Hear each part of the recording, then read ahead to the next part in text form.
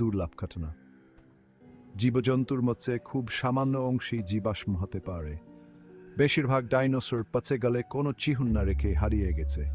এবার বাঁচার উপায়গুলো নিয়ে আলোচনা করা যাক।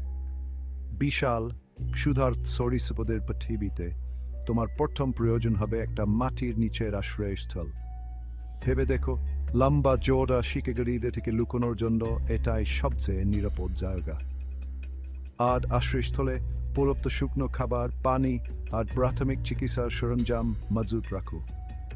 আর হ্যাঁ, আশ্রয়স্থলটা এই তোমার বাবুত হতে হবে যাতে একটা টিরেক্সের পায়ের আদাতেও টিকে থাকে। খাবার মঞ্জুত করাটা হবে আরেকটা বড় চ্যালেঞ্জ। তোমাকে গৃহবাসে নিজের খাবার উৎপাদন করার উপায় বের করতে হবে। একক্ষেত্রে হাইড্রোপনিক পদ্ধতি তোমার জীবন বাঁচাতে পারে। এই পদ্ধতিতে মাটি ছাড়া এই পুষ্টিকর দ্রবণ ব্যবহার করে গাছ লাগানো হয়।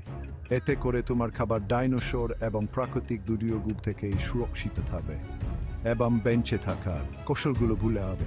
প্রাথমিক চিকিৎসা, আত্মরক্ষার মৌলিক কৌশল এবং দিক নির্দেশনা, এই দক্ষতাগুলো অর্জন করা অত্যন্ত জরুরি। ছোট ছোট আন্তরিক সম্পর্কের সমাজ গড়ে তোলাও তোমার বেঁচে থাকার সম্ভাবনা বাড়িয়ে দেবে।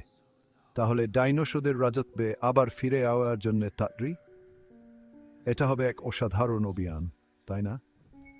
শুধু নিজেকে অপ্রত্যাশিত পরিস্থিতির জন্য প্রস্তুত রাখতে হবে। ভিডিওটি দেখার জন্য ধন্যবাদ। যদি ডাইনোসর পর্ন ভবিষ্যতের এই আলোচনা তোমার ভালো লেগে থাকে তাহলে